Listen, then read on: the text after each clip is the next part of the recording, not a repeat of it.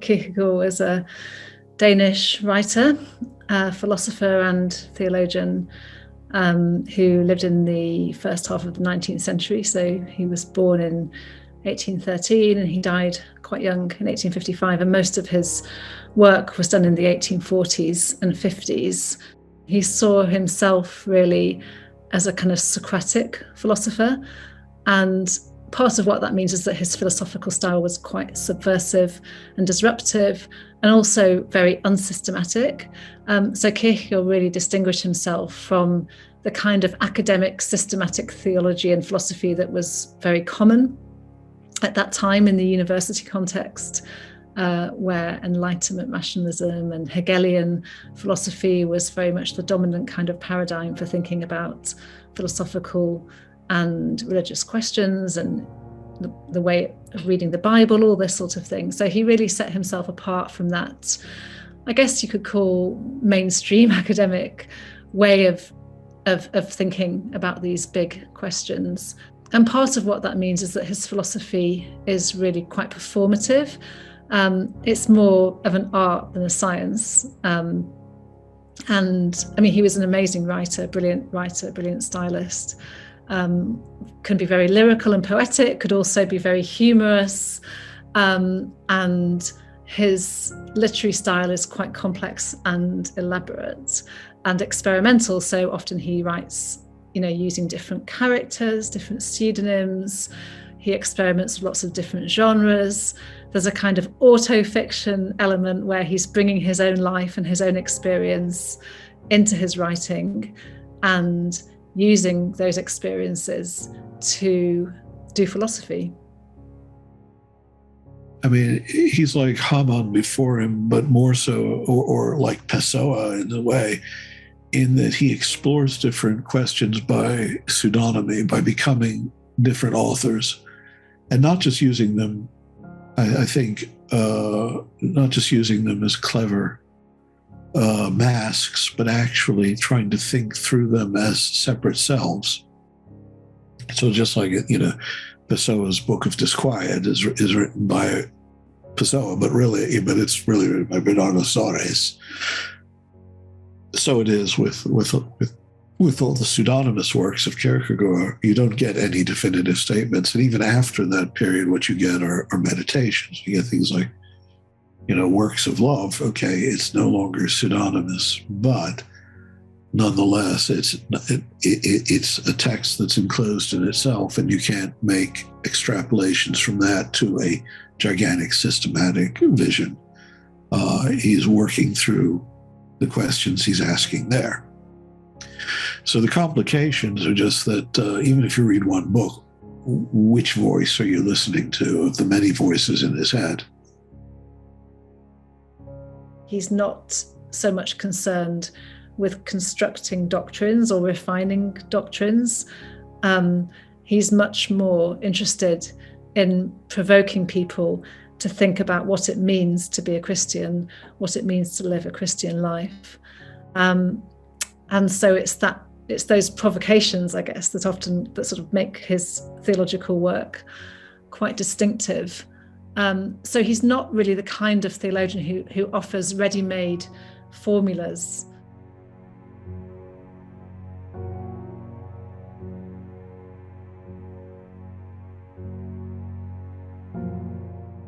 One of the things that he was reacting very strongly against is the idea that everyone in Denmark was born and baptized into a Christian nation and were therefore Christians. And so he wants to say being a Christian is a lot more difficult than that. And so he doesn't want to remove barriers to people thinking that they're Christians. He wants them to think very seriously whether or not they're Christians and what it means to be a Christian and a Christ follower.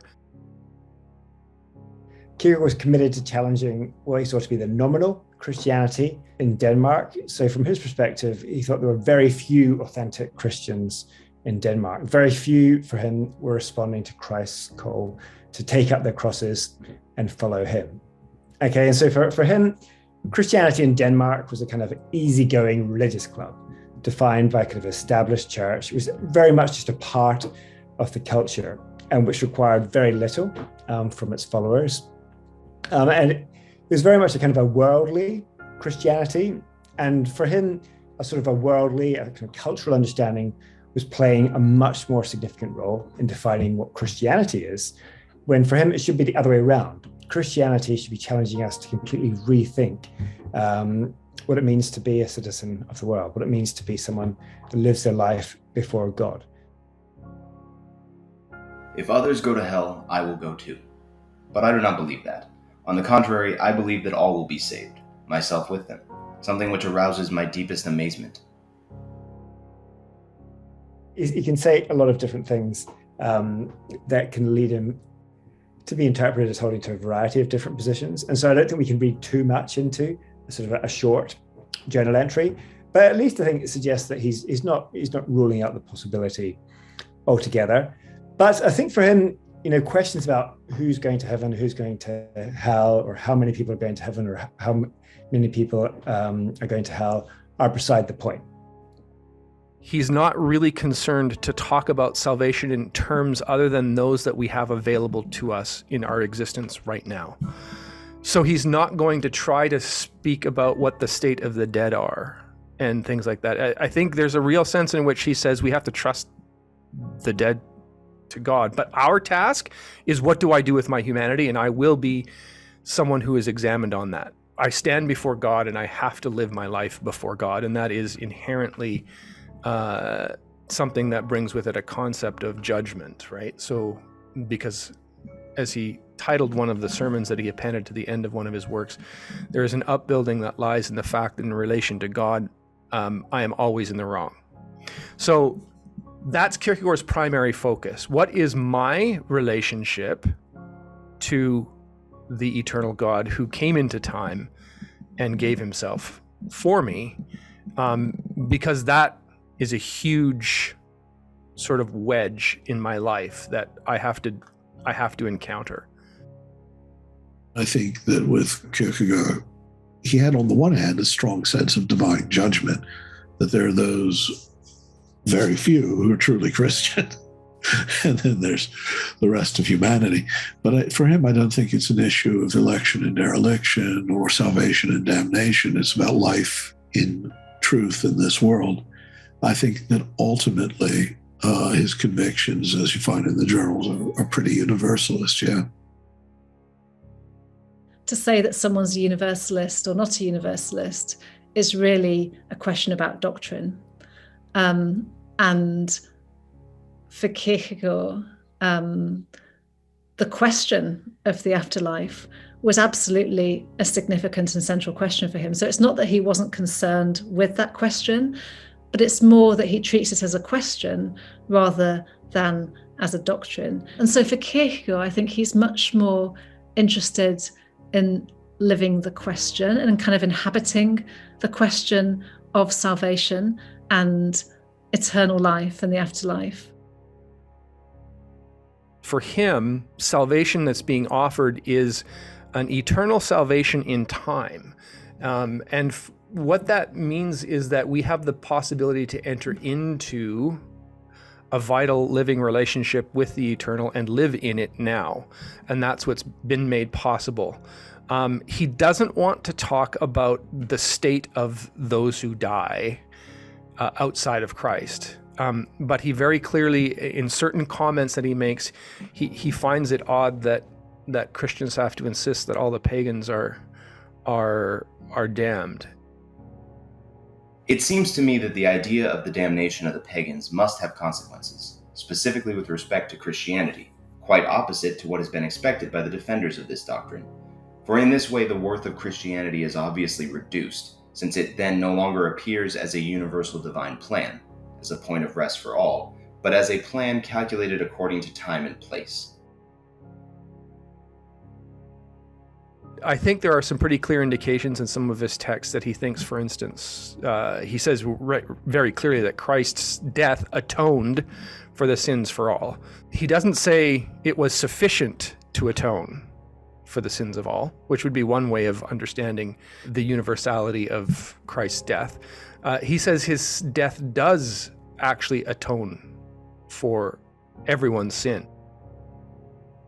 I mean, he was brought up in this sort of quite strict Christian, Lutheran, and Pietist household. His father was notoriously quite strict, and he grew up with really quite a deep ambivalence towards Christianity. He found it kind of awe-inspiring and terrifying, and also this idea of kind of unconditional love was very attractive. So, he kind of received some quite mixed messages as a child about what kind of God he was supposed to be worshipping, and that was a theme that really persisted through his theology. So, for example, he thought that Christianity was kind of very rigorous and very demanding of its followers, but then at the same time he saw that it was also what he called sort of infinitely lenient. So it demands so much of you, but then when you fail, there's a kind of infinite forgiveness and infinite love for that. And he would want to kind of keep those two features in tension. He wouldn't want to privilege one over the other. I mean, that's part of that kind of often quite contradictory or even paradoxical character of Kierkegaard's thinking, that it's often two extremes at once, kind of held together in contradiction, in tension, and then having to sort of live, in the question that emerges between those two extremes. So there were moments where, I mean, think about some of the titles of his book, like Fear and Trembling or Concept of Dread. There are moments where Christianity seems like something quite terrifying, that causes him an awful lot of suffering, and seems to kind of even require suffering of its followers, of its adherents. But then there's also moments where Kierkegaard pictures God as a kind of maternal figure. He uses often, there are times where he uses this maternal language of God as this kind of mother figure who is just sort of soft and gentle and all embracing, all forgiving, unconditional love and acceptance. And so again, you just have, you have these two poles in Kierkegaard. So I think the God that he really wanted to believe in and felt that he sort of should believe in was the God that would save all, a God that would certainly have the power to save all, and also, of course, would want all to be saved. But at the same time, he's not offering a very comforting, lovely, reassuring form of Christianity where everyone just sort of takes consolation in some kind of universalist faith. There's always the kind of friction between that very appealing picture that he wants to believe in and something else that is much harder and maybe harsher, and more difficult to swallow and more difficult to live out in your life. Kierkegaard provides a really important voice for helping us to think about what it means to challenge established forms of Christianity, or kind of cultural forms of Christianity, in which Christianity really becomes a part of the world rather than the world becoming a part of Christianity. And we get things the wrong way around. But I think one of the other things that's really important about Kierkegaard is he encourages, especially theologians or anyone that's really thinking about Christianity, to recognize that ultimately this isn't about trying to solve problems. It's not about trying to sort of resolve metaphysical issues. It's much more about trying to live a life that's about following Jesus Christ. And so theology isn't leading you into a life of discipleship. I think for Kierkegaard, there's probably something going wrong. You may be perhaps missing the point. And so what Kierkegaard really encourages us to think about is the way in which theology and Christianity relates to our daily lives. It kind of calls us to become something better than the world would expect of us. And so I think that's something that we can very often neglect, especially in the world of academic theology, that, Christianity is about, Jesus Christ calling us to lead better lives in this world in ways that are going to serve those who are most in need and provide a witness to the new creation, the heavenly life for which God has created us.